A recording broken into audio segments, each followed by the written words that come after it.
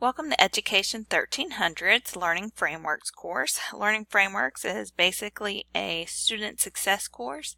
It is aimed to help those transitioning from high school to college, or for those of you that have been out of high school for a while transitioning back into the academic world.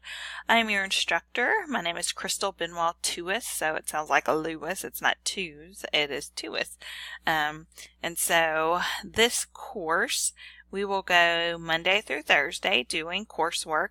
Friday through Sunday, you will complete your exam for the week and your second discussion prompt. Information about the discussion prompt will come a little later. So some common sense information, those of you that are online, I just like to make sure that we kind of go over these things because you'll be sitting in a college classroom soon enough. Many college instructors will allow you to have your electronics out, but you are to keep them to a minimum, only pulling them out in cases of an emergency or if the instructor is using the technology for the coursework. Some instructors will ask you not to use technology at all, so please keep that in mind. If you find it hard not to be on Instagram, Facebook, Snapchat, then you might need to rethink college. In any class that you walk into, it should be 90 minutes of that class where you are paying attention, or for those of you taking night classes, that 3-hour block of time. So if you find that you have an issue not being able to look at electronic devices, then maybe that's something that we need to look at and reconsider, because at the end of the day, we want you to have an associate's degree in your field, not an associate's degree in Snapchat or whatever app you may have on your phone. Also, when you come to college, most of the time you're allowed to eat and drink. Always make sure that you follow whatever the instructor of that class asks of you, but usually nothing stinky, crunchy, and that you tidy up your space. That you always know where a nearby restroom is to go clean up your mess. And last but not least, hopefully you should understand you should not be late to class. In fact, in some 4-year universities, professors will lock the door and you're not allowed to go in. I personally know a professor at University of Houston that if you were late, you were not allowed to sit in a seat. You have to sit in the stairway. So please make sure that you're always on time. If you know you are going to be late, always contact that instructor in advance to let them know. And also, you should be in the class till the end of the course allotted time and or when the instructor releases you. Again, if you need to leave early, always let that professor know so that you're not just getting up and interrupting in front of the class. So a little bit about me, since I will be your instructor for this course. I am originally from Louisiana. I like to tell people that I attended McNeese State University, and some of you have never heard of it, and that's my point. In this day and age, the very first question on Monster.com when you apply for a job is, do you have a bachelor's degree? They really don't care where it's from anymore. Yes, if you go to MIT, Harvard, Yale, you have prestige that comes with that name, and that will open doors for you. But for the average student, it doesn't matter where it comes from. It matters that you have received that degree. So many of you understand this, and the fact that you are at San Jacinto College, where we offer you your first 2 years for less than $6,000, and you then use those 2 years to move on for 2 more years of a bachelor's degree, saving you approximately $14,000. So hopefully, as you complete this course, you will understand the importance of, if you cannot afford it, work to do it. We don't take out student loans unless it is a last case scenario, because those student loans must be paid back. So at the end of the day, we're not going to a school just because they let us in. We're making sure that we have money in place, scholarships in place, and our parents that have provided money for us. If not, we choose options like San Jacinto College, where we can work and complete at least our first 2 years with no debt. After I graduated from McNeese State University, I moved here to Texas and began my work at Humble ISD, where I taught until 2009. But in 2007, I realized degrees have now become a dime a dozen. You just don't get a job anymore because you have one. The expectation is that you should have a bachelor's degree in today's society. So I realized I probably should get a master's degree to increase my job stability, but also to allow me options. So from 2007 to 2009, I attended University of Houston at night while I was still a full-time teacher, and I attended in the summertime. So within 2 years, I completed my master's degree of education at the University of Houston. And then 2009, my husband and I, you can see his lovely picture there, decided to have a child. That's Evie Sue, and that's in the lower right corner. And by deciding to do this, I also decided to leave the profession to be a full-time mom. Ages 0 to 3 are the most important, so I decided I wanted to be home. Because I had a master's degree, it afforded me the next opportunity to work at ETS, Educational Testing Services. So any other state but Texas, when you are ready to take your test to be a teacher, once you've completed your bachelor's degree, you take an exam called the Praxis.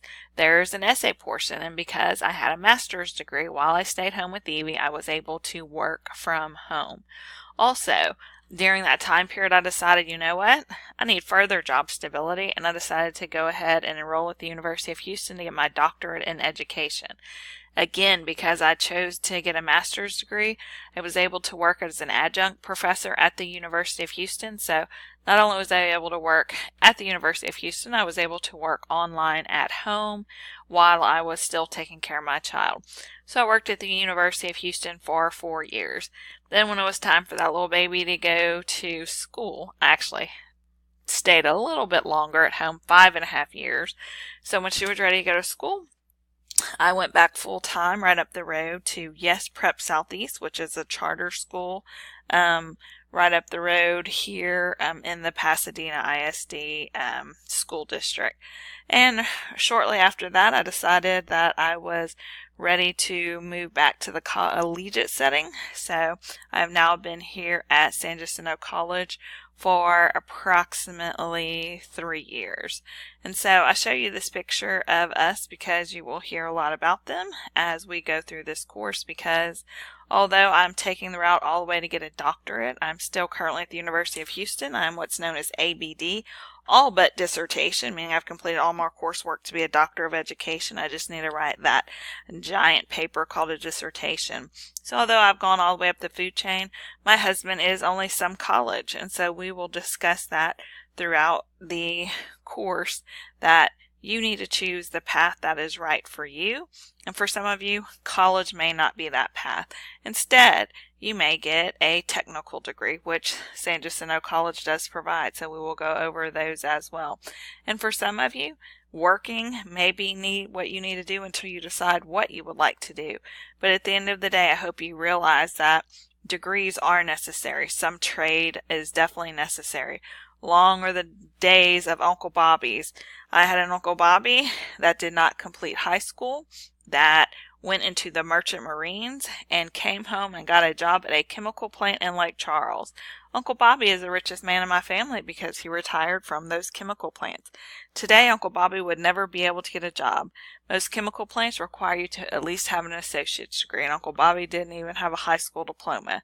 And so the importance of having a trade, an associate's degree, a bachelor's degree in today's society is hopefully something by the end of this course I will impress upon you, because I do not want you to waste your time and money, and I want to make sure that the time and money that you are utilizing is going towards something that will benefit you.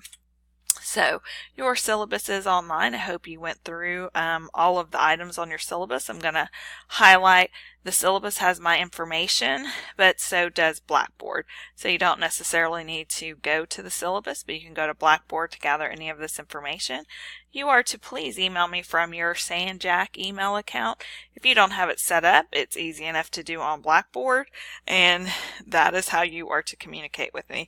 It's to protect both you and I in case there's any issue that may arise in our correspondence. If you need to see me in person, I am sitting in my office right now as I'm creating this for you. So I'm here from 10:30 to 12:30 each day, and I am in S8 2008. If you need to meet with me and those times don't work, then you can simply email me and we will make an appointment for you to come see me. So your syllabus stated that you will be doing weekly discussions. So you're going to do 4 of them. So at 120 points apiece, that's 30 points each week. You will be doing multiple career assignments. So that's 400 points. And then you will have an exam at the end of each week. And so each exam will be worth 120 points. Your total for this course is 1,000 points. Blackboard does this thing where if you do not complete an assignment and you have a dash dash, it does not incorporate your average correctly. So I like to make sure all of you understand this. If a teacher doesn't put in a 0, then it doesn't pick up those points. You are to never look at your Blackboard average and assume that is your grade. You need to know your course grading scale. And so in this class, it is up to 1,000 points that you can obtain in this class. So at the end of the semester, if you have 895 points to 1,000, you get an A. 795 to 894, a B. 695 to 794, a C. 595 points to 694 points, a D. And 594 points or less, that would be an F. So please make sure that you understand that this is what your grading system, your scale looks like. In order to get that A, you need an 895 or above. If you would like to pass the class, you at least need a 595 or above.